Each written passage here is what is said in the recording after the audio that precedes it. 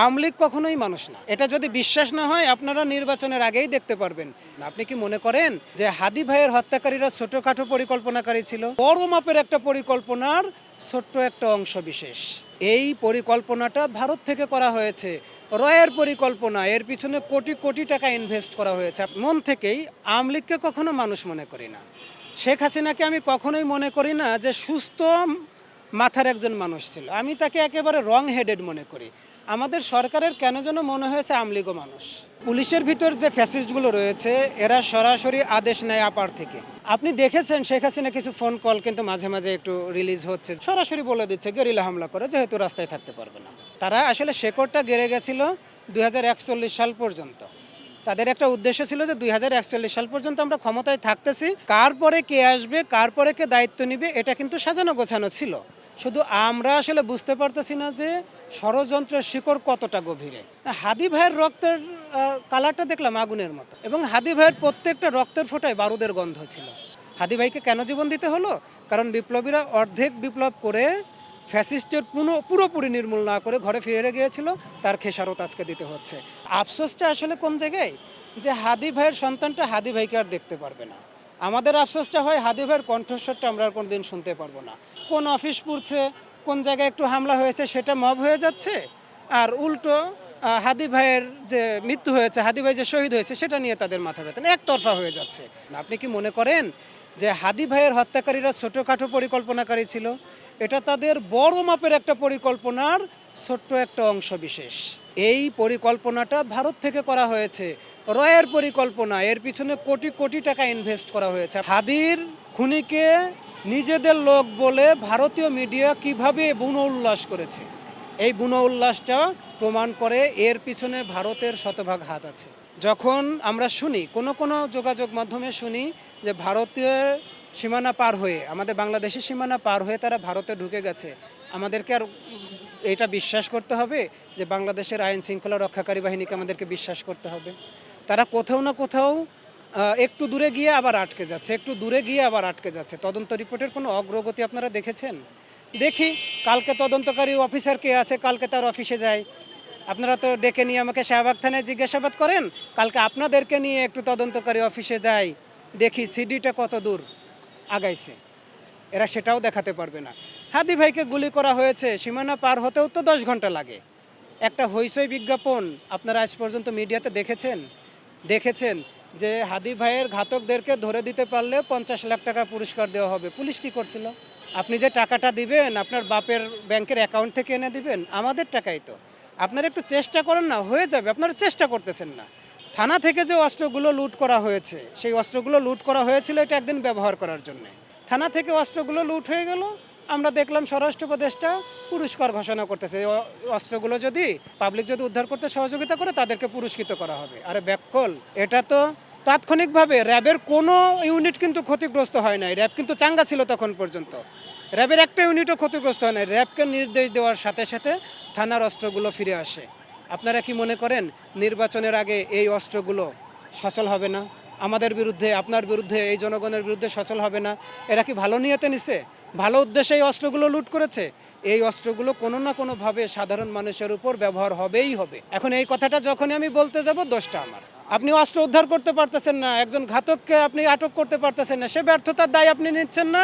আমরা যারা হাদি ভাইকে ভালোবাসতেছি, হাদি ভাইকে সেভ করতে চাইতেছি, আমাদেরকে গ্রেপ্তার করা কেমন যেন আপনাদের জন্য জরুরি হয়ে পড়েছে।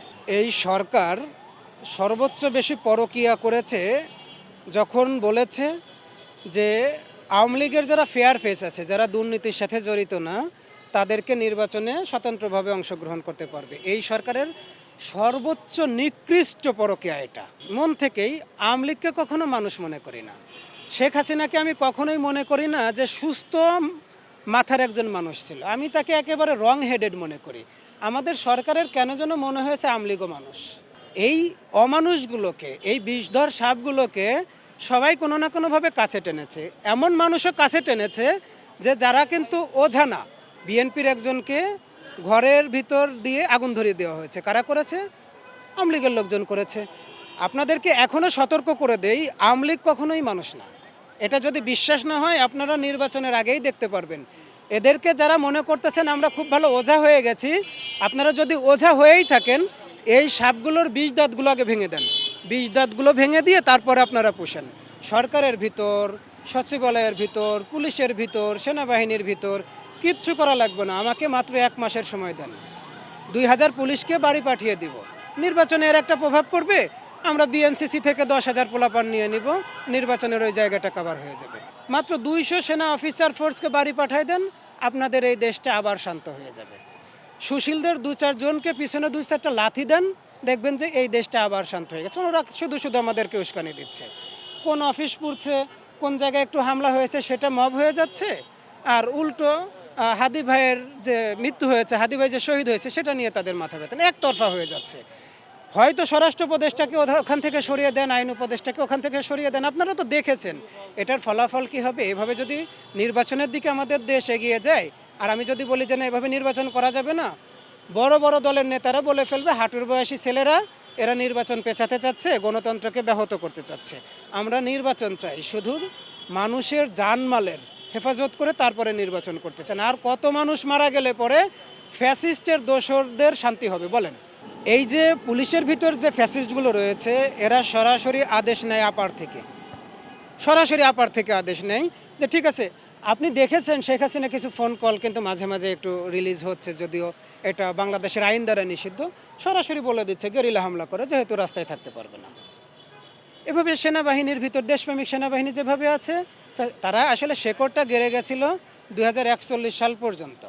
তাদের একটা উদ্দেশ্য ছিল যে 2041 সাল পর্যন্ত আমরা ক্ষমতায় থাকতেছি, কার পরে কে আসবে, কার পরে কে দায়িত্ব নিবে, এটা কিন্তু সাজানো গোছানো ছিল।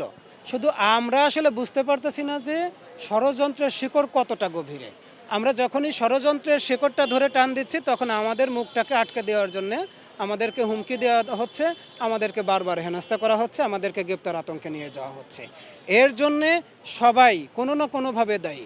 এর জন্য বিপ্লবী যে শক্তি ছিল 24 পরবর্তী, এরাও দায়ী। কিন্তু আফসোসটা আসলে কোন জায়গায়, যে হাদি ভাইয়ের সন্তানটা হাদি ভাইকে আর দেখতে পারবে না। আমাদের আফসোসটা হয় হাদি ভাইয়ের কণ্ঠস্বরটা আমরা আর কোনোদিন শুনতে পারবো না। আমার সব থেকে বড় আফসোস, যার অবহেলাই হোক, যার কর্তব্য অবহেলাই হোক, যার তদবিরেই হোক, হাদি ভাইয়ের সব থেকে বড় একটা চাওয়া ছিল যে আমাকে যদি গুলি করে মেরেই ফেলে, আমাকে যদি ওরা শাহাদত করাই দেয়, আমার যারা ঘাতক, আমার যারা হত্যাকারী, তাদের জন্য বিচারটা হয়। আপনি কি বিশ্বাস করেন, এই যে এখানে যত মানুষ যারা আছে, আপনারা কি বিশ্বাস করেন হাদি ভাইয়ের খুনিদের খুব তাড়াতাড়ি আইনের আওতায় এনে হাদি ভাইয়ের আত্মাকে সান্ত্বনা দেওয়া যাবে? আপনি এটা বিশ্বাস করেন? আরে আবরার ফাহাদ ভাইয়ের খুনিরাই তো ফাঁসির আদেশ পায়, কীভাবে যেন কার আদেশে যেন আজও তাদের ফাঁসি হচ্ছে না, ওসি প্রদীপের ফাঁসি হচ্ছে না। আপনারা এমন মানুষকে সংসদে নিয়ে আসেন যে হাদি ভাইয়ের এই যে হামলাকারী আছে, যারা হত্যাকারী আছে, এদের যেন বিচার হয়, আগামীর রাষ্ট্র যেন ইনসাফের হয়, আগামীর বাংলাদেশ যেন হাদি ভাইয়ের স্বপ্নের বাংলাদেশ হয়, আমাদের যে চাওয়াটা ছিল স্বাধীন সার্বভৌমত্ব রাষ্ট্র, সেটা যেন কায়েম হয়। 24-এর বিপ্লবের রংটা ছিল রক্তের মতো লাল। আমরা হাজার হাজার মানুষ জীবন দিয়েছে, আহত হয়েছে, ওই রংটা কিছুদিন পরে ফিকে হয়ে গেছে। হাদি ভাইয়ের রক্তের কালারটা দেখলাম আগুনের মতো, এবং হাদি ভাইয়ের প্রত্যেকটা রক্তের ফোঁটায় বারুদের গন্ধ ছিল। আমরা বিপ্লবীরা যদি হাদি ভাই শহীদ হওয়ার পরেও এটা চিন্তা করি আমি হিট লিস্টে আছি, আমার একা বেরোনো সম্ভব হবে না, আমার মনে হয় এখানে যাওয়া সম্ভব হবে না, এই বিপ্লবের দরকার নেই।